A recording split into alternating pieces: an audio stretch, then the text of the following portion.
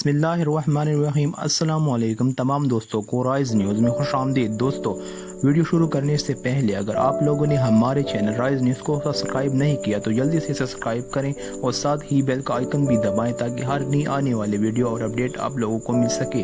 तो चलो दोस्तों, वीडियो को शुरू करते हैं।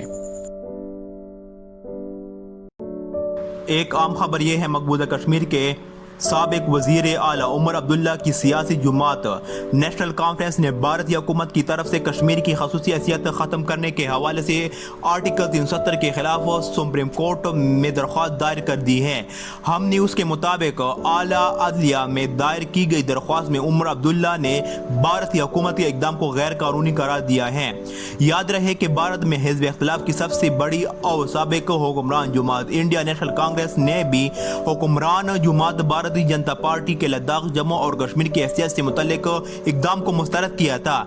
इधर कांग्रेस के रहनुमा ने बीजेपी की साजिश को मुस्तरद करते हुए कहा कि कोई भी हुकूमत मकबूजा कश्मीर की हैसियत तब्दील करने का इख्तियार नहीं रखती। इंडियन नेशनल कांग्रेस की तरफ से कहा गया कि हुक्मरान जुमात भारतीय जनता पार्टी की तरफ से लोकसभा और राज्यसभा में कश्मीर के मसले पर यकतरफा डटाई पर मबनी और मुकम्मल तौर पर गैर जमहूरी तरीके अपनाया गया। कांग्रेस के इजलास के बाद जारी एलामिया में कहा गया कि मकबूजा कश्मीर की तकसीम और उसके किसी भी हिस्से को विफाक के ज़ेर इंतज़ाम रखने का हक नहीं है।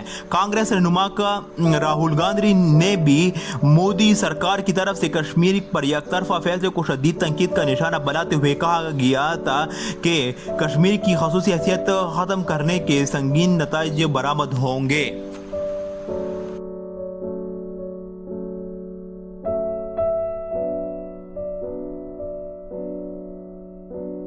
दोस्तों, इस वीडियो को लाइक और शेयर करें और मज़ीद अपडेट्स के लिए राइज न्यूज़ को सब्सक्राइब करें। शुक्रिया।